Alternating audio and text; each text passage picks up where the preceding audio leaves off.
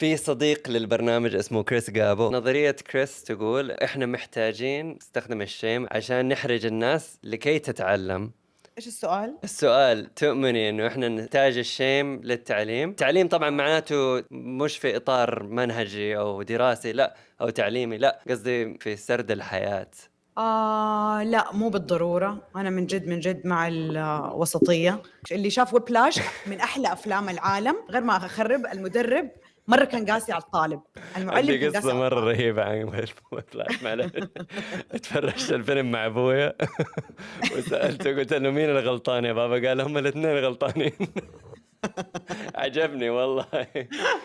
قلت ما من تشوف جد إنه لأنه كان قاسي عليه؟ قال لا بالعكس فادوا، يعني فهي هو وجهات نظر. فادوا، هو فادوا، بس مو لدي المرحلة. أنا بالنسبة لي التعليم علاقة بين المعلم أو المعلمة والطالب، مفروض تكون زي أي علاقة طبيعية، فيها القسوة وفيها الحنان.